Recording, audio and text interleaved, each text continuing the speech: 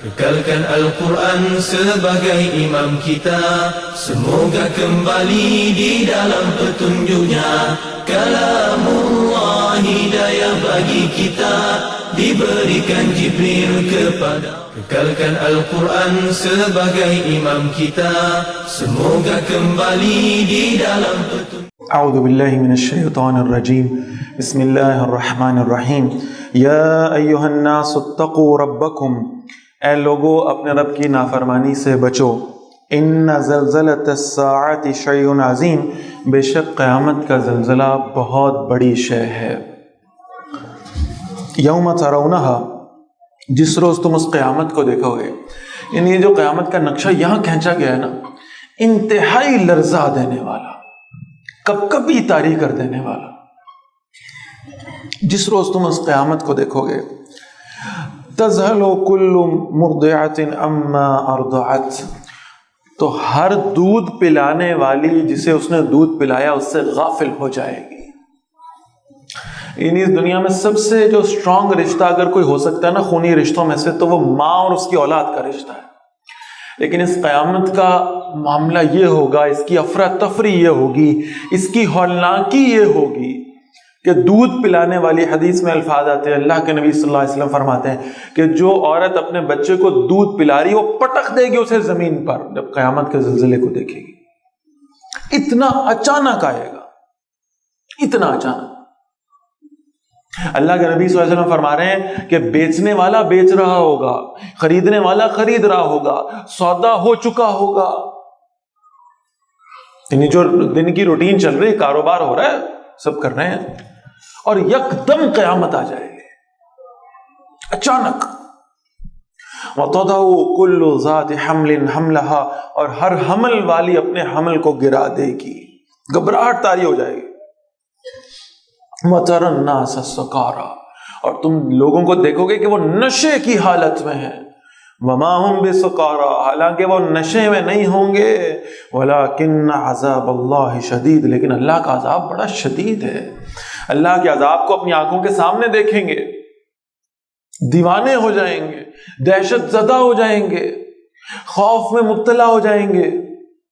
وَمِنَ النَّاسِ مَن يُجَادِلُ فِي اللَّهِ بِغَيْرِ عِلْمٍ، اور لوگوں میں سے وہ بھی ہے جو اللہ کے بارے میں جھگڑتا ہے بغیر کسی علم کے. وَيَتَّبِعُ كُلَّ شَيْطَانٍ مَرِيدٍ، اور ہر سرکش شیطان کی پیروی کرتا ہے. کُتِبَ عَلَيْهِ، اس شیطان کے بارے میں لکھ دیا گیا، أَنَّهُ مَن تَوَلَّاهُ، کہ بے شک جو اس سے دوستی کرے گا، فَأَنَّهُ يُضِلُّهُ، تو بے شک وہ اسے گمراہ کر دے گا، وَيَهْدِيهِ إِلَىٰ عَذَابِ السَّعِيرِ، اور اسے بھڑکتی ہوئی آگ کے عذاب کا راستہ دکھائے گا. یا ایھا الناس، اے لوگو.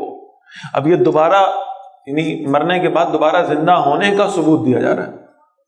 ان کنتم فی ریب من البعث، اگر تمہیں کوئی شک ہے دوبارہ جی اٹھنے کے بارے میں. یہ یا ایھا الناس سے خطاب ہے. یا ایھا الذین کفروا نہیں کہا اللہ نے، یا ایھا الکافرون نہیں کہا. اس سے معلوم یہ ہوتا ہے کہ مرنے کے بعد دوبارہ جی اٹھنے کے بارے میں جو شک کی کیفیت ہے وہ بہرحال مسلمانوں کو بھی لاحق ہو سکتی ہے، اس لیے کہ عقلی طور پر ثابت نہیں ہے، سائنسی طور پہ ثابت نہیں کہ مر جائیں گے تو دوبارہ کیسے زندہ ہوں گے.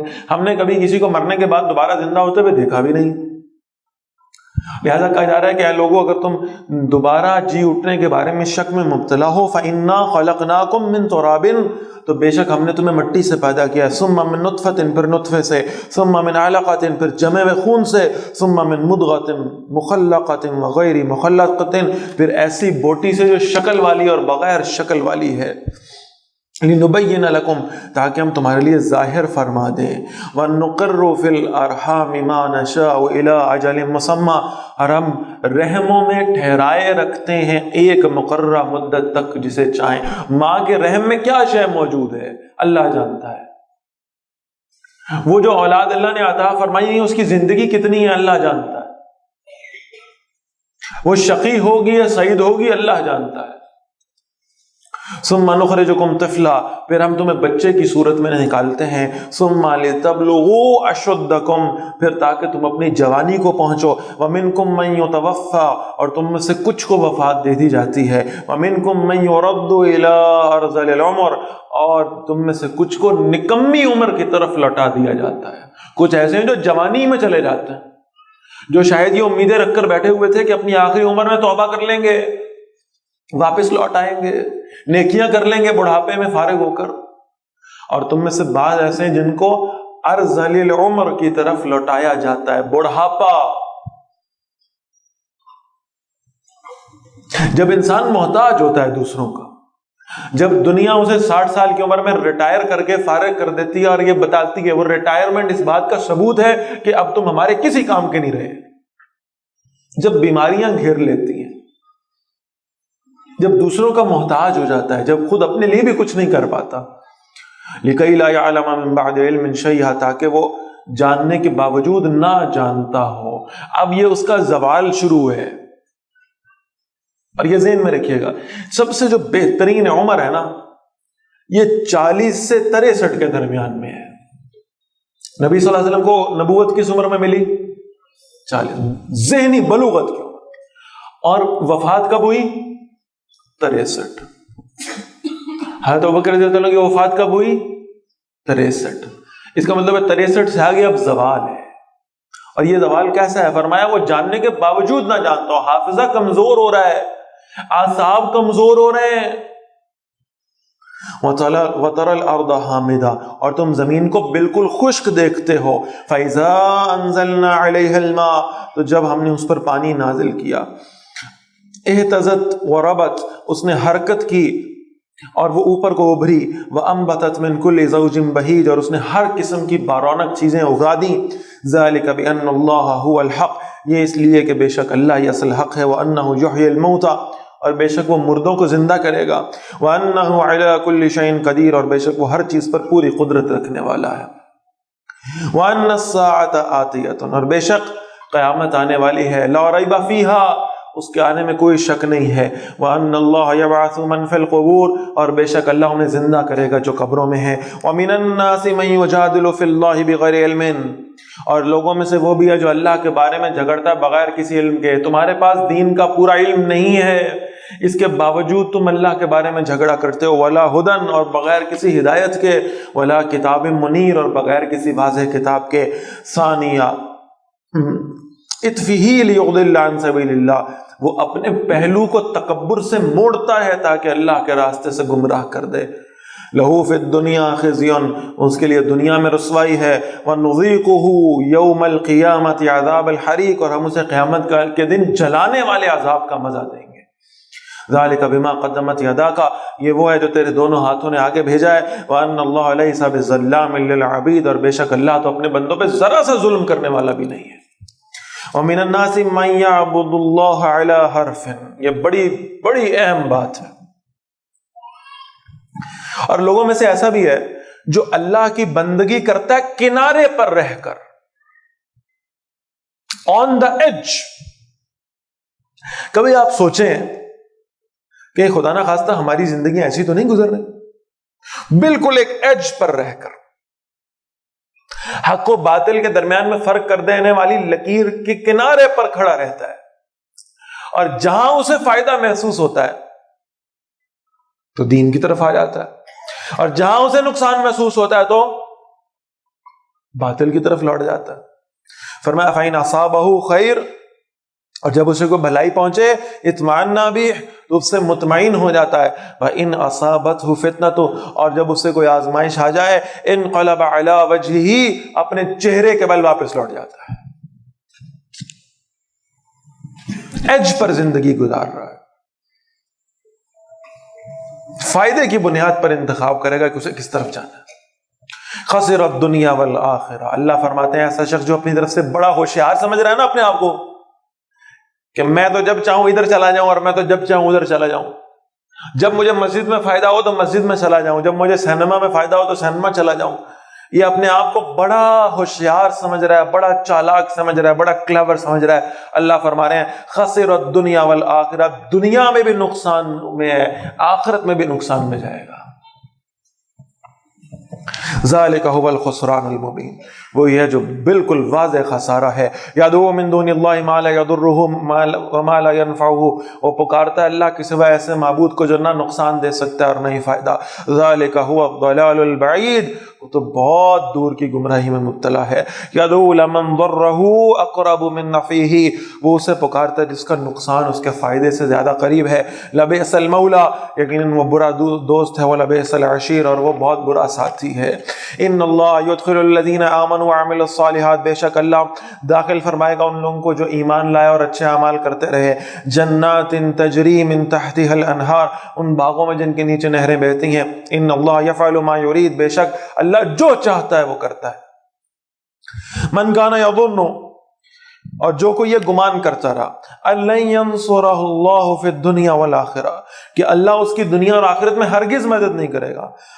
فَلْيَمْدُدْ بِسَبَبٍ إِلَى السَّمَاءِ، اسے چاہیے کہ آسمان کی طرف ایک رسی تان لے. ثُمَّ لْيَقْطَعْ، اور پھر اسے کاٹ دے. فَلْيَنْظُرْ هَلْ يُذْهِبَنَّ كَيْدُهُ مَا يَغِيظُ، پھر دیکھے کہ اس کی تدبیر نے دور کر دیا اس کی شے کو جو اسے غصہ دلا رہی تھی. وَكَذَلِكَ أَنزَلْنَاهُ آيَاتٍ بَيِّنَاتٍ، اور اسی طرح ہم نے اس قرآن کو واضح آیات کی صورت میں نازل کیا ہے. وَأَنَّ اللَّهَ يَهْدِي مَن يُرِيدُ، اور بے شک اللہ جسے چاہتا ہے ہدایت نصیب فرما دیتا ہے. یعنی امید کی رسی اللہ کے ساتھ قائم رکھو.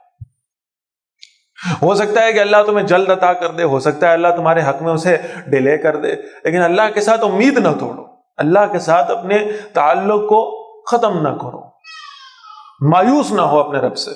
ان الذین آمنوا، بے شک وہ لوگ جو ایمان لائے، والذین ہادوا، اور وہ جو یہودی ہوئے، والصابئین، اور جو صابی تھے یعنی ستاروں کے پجاری، والنصارى، اور نصارہ بھی، والمجوس، اور مجوسی آگ کے پجاری، والذین اشرکوا، اور وہ جنہوں نے شرک کیا. ان اللہ یفصل بینہم یوم القیامہ، اللہ ان کے درمیان قیامت کے روز فیصلہ فرما دے گا. ان اللہ علی کل شیء شہید، بے شک اللہ ہر شے پر گواہ ہے. الم تر ان اللہ یسجد له من فی السماوات، کیا تم نے دیکھا نہیں کائنات کی ہر شے اللہ کو سجدہ کر رہی ہے. ہر وہ شے جو آسمانوں میں، وہ من فی الارض، اور ہر وہ شے جو زمین میں اللہ کو سجدہ کر رہی. یہاں سجدے سے مراد مطلقاً سجدے میں جانا بھی ہے، اور ایک یہ بھی مراد ہے کہ ہر شے اللہ کے حکم کی پابند ہے. کوئی اللہ کے حکم کے بغیر پر بھی نہیں مار سکتا. والشمس، اور سورج، والقمر، اور چاند، والنجوم، اور ستارے، والجبال، اور پہاڑ، والشجر، اور درخت، والدواب، اور تمام جاندار، وکثیر من الناس، اور بہت سارے لوگ بھی. یعنی باقی جتنی چیزیں اللہ نے بیان کی وہ تو سب کی سب اللہ کی بندگی کر رہی ہیں، انکار نہیں کر سکتی. انسانوں کو ایک محدود تصرف دیا گیا تھا، تو انسانوں میں سے بھی بہت سے لوگ ہیں جو اللہ کی بندگی کرنے والے، اور بہت سے ایسے بھی ہیں جو انکار کرتے ہیں.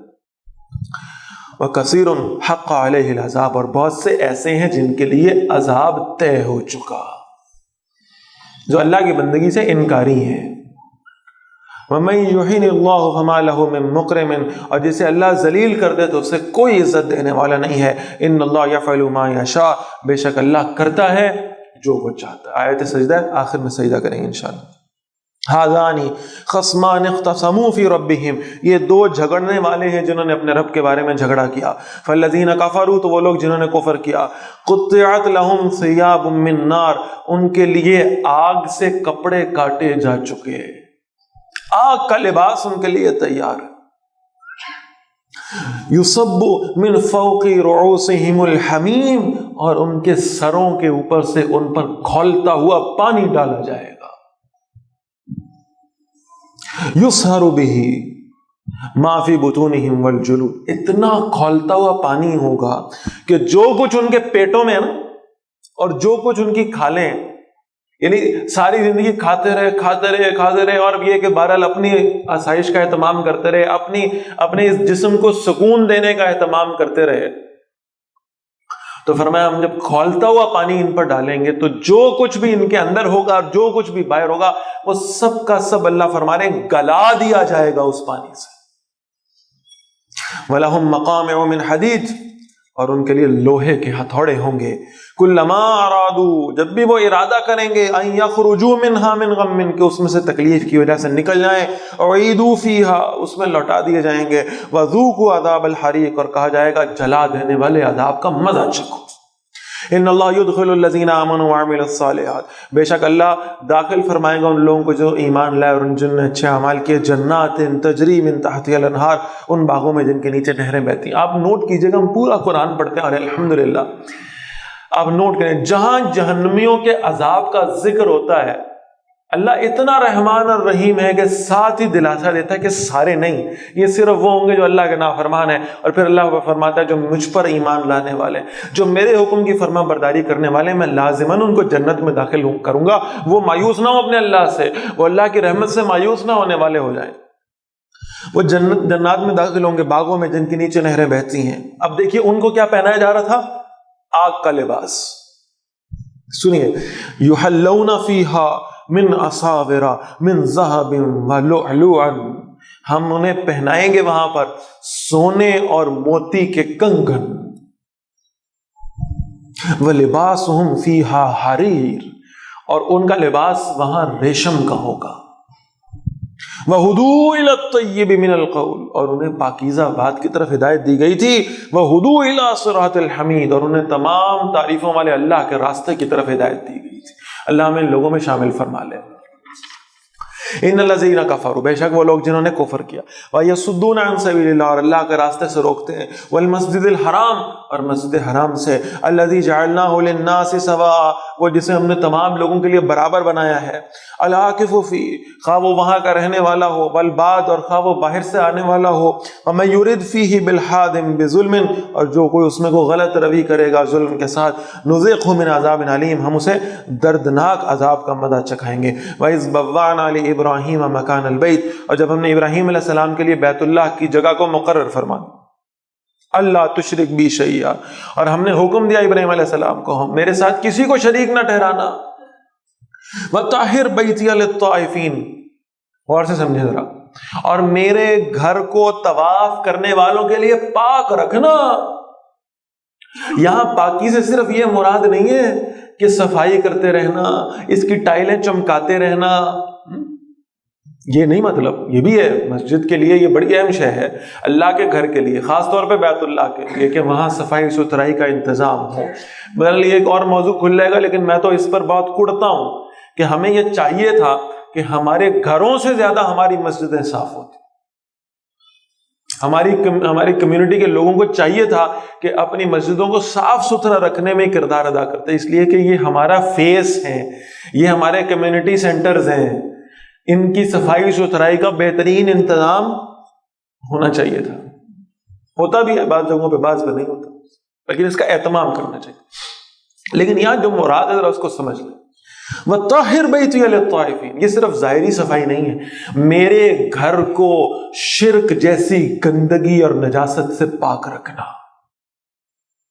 یہ مکے کے مشرک کہہ رہے ہیں ہم ابراہیم کی پیروی کرنے والے ہیں علیہ الصلوۃ والسلام، ابراہیم علیہ السلام تو اللہ کے گھر کو شرک کی نجاست سے پاک کرتے تھے، اور تم اچھے ابراہیم کی پیروی کرنے والے، تم نے اللہ کے گھر میں لا کے 360 بت رکھ دیے۔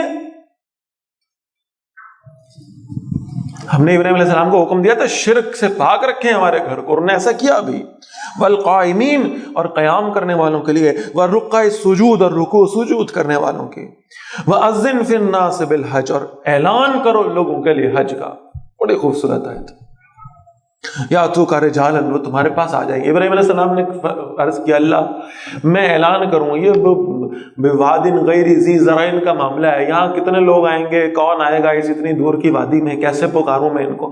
اللہ نے فرمایا ابراہیم ہم نے آپ کو کہا ہے اعلان کریں، آپ کا کام ہے اعلان کرنا، لوگوں کو لانا آپ کا کام نہیں ہے، لوگوں کو ہم لائیں گے، ہم اس اللہ کے گھر کی محبت کو لوگوں میں ایسے ڈالیں گے کہ لوگ اپنی ساری زندگیوں کی جمع پونجیاں لے کر، اور ان کی ایک خواہش ہوگی کہ وہ اللہ کے گھر کی زیارت کر لیں، اور جو ایک دفعہ آئے گا، پوری دنیا میں اللہ نے یہ معاملہ رکھا ہے، آپ کسی بہترین سے بہترین ٹورسٹ اسپاٹ پہ چلے جائیں، آپ ایک دفعہ جائیں گے، 2 دفعہ جائیں گے، 4 دفعہ جائیں گے، آپ اک جائیں گے تھک جائیں گے، بیزار ہو جائیں گے، آپ کہیں گے اب نہیں جانا، آپ کہیں اور چلتے ہیں، کوئی اور پوائنٹ ڈھونڈتے ہیں۔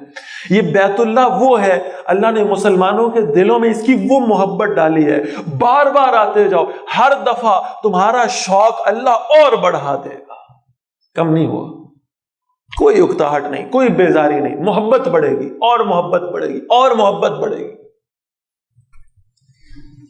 تو فرمایا آپ لوگوں کو حج کے لیے آواز دیں، یا تو کا رجالن، وہ آئیں گے تمہارے پاس پیدل بھی، وعلی کل ضامر، اور دبلی پتلی اونٹنی پر بھی، یاتین من کل فج عمیق، اور ہر دور دراز کے راستے سے آئیں گے۔ میں قربان جاؤں، اللہ نے کیسے اس آیت کو سچ ثابت کر کے دکھایا، ساری دنیا کے کونے کونے سے مسلمان اٹھ کر اللہ کے گھر میں پہنچتے ہیں۔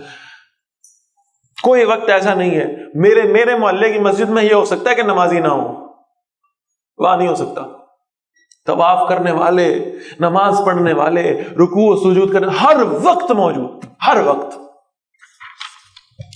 لیشہدوا منافع لہم، اللہ ہم سب کو لے جائے بس، تاکہ وہ حج کرنے والے حاضر ہوں اپنے فائدوں کی جگہ پر۔ وَيَذْكُرُوا اسْمَ اللَّهِ فِي أَيَّامٍ مَّعْلُومَاتٍ، اور اللہ کے نام کا ذکر کریں مقررہ دنوں میں، عَلَىٰ مَا رَزَقَهُم مِّن بَهِيمَةِ الْأَنْعَامِ، ان پر ذبح کرتے ہوئے ان جانوروں کو جو اللہ نے انہیں عطا کیے ہیں۔ فَكُلُوا مِنْهَا، تو کھاؤ ان میں سے، وَأَطْعِمُوا الْبَائِسَ الْفَقِيرَ، اور تنگ دست اور محتاج کو بھی کھلاؤ۔ ثُمَّ لْيَقْضُوا تَفَثَهُمْ، پھر انہیں چاہیے کہ اپنی میل کچیل کو دور کر لیں۔ وَلْيُوفُوا نُذُورَهُمْ، اور اپنی نظروں کو پورا کر لیں۔ وَلْيَطَوَّفُوا بِالْبَيْتِ الْعَتِيقِ، اور قدیم گھر کا طواف کریں۔ ذَلِكَ، یہ ایسے ہی ہے۔ وَمَن يُعَظِّمْ حُرُمَاتِ اللَّهِ، اور جو اللہ کی حرمتوں کی تعظیم کرے گا، فَهُوَ خَيْرٌ لَهُ عِندَ رَبِّهِ، تو یہ اس کے لیے اس کے رب کے پاس بہتر ہے۔ وَأُحِلَّتْ لَكُمُ الْأَنْعَامُ، اور تمہارے لیے مویشی ہلاک کر دیے گئے ہیں، إِلَّا مَا يُتْلَى عَلَيْكُمْ، سوائے ان کے جو تمہیں پڑھ کر سنائے جاتے ہیں۔ فَاجْتَنِبُوا الرِّجْسَ مِنَ الْأَوْثَانِ، بتوں کی گندگی سے بچو۔ وَاجْتَنِبُوا قَوْلَ الزُّورِ، جھوٹی بات سے بھی بچ جاؤ۔ حُنَفَاءَ لِلَّهِ، اللہ کے لیے یکسو ہو جاؤ، غیر مشرکین بہ، اس کے ساتھ کسی کو شریک کرنے والے نہ ہونا۔ وَمَن يُشْرِكْ بِاللَّهِ، اور جس نے اللہ کے ساتھ کسی کو شریک ٹھہرایا، فَكَأَنَّمَا خَرَّ مِنَ السَّمَاءِ، تو گویا وہ آسمان سے گر گیا۔ ایمان والا کہاں ہے؟ آسمانوں کی بلندیوں پر ہے اپنے درجات کے اعتبار سے۔ اور اگر کہیں شرک کیا تو شرک کا مطلب یہ ہے کہ آسمانوں سے تم ذلت کی پستیوں میں گر پڑو گے۔ اور کیا ہوگا؟ فَتَخْطَفُهُ الطَّيْرُ، اور پھر اسے پرندوں نے اچک لیا۔ او تہوی بہ الرِّیحُ فی مکان صحیق، یا ہوا نے اسے اٹھا کر کسی دور دراز جگہ پہ پھینک دیا، اس کا نام و نشان مٹ گیا۔ ذلت اس کے مقدر میں لکھ دی گئی اگر اللہ کے ساتھ شریک کرنے والا ہے۔ Kekalkan Al-Quran sebagai imam kita, semoga kembali di dalam petunjuknya. Kalamullah hidayah bagi kita, diberikan Jibril kepada. Kekalkan Al-Quran sebagai imam kita, semoga kembali di dalam petunjuknya. Kalamullah hidayah bagi kita.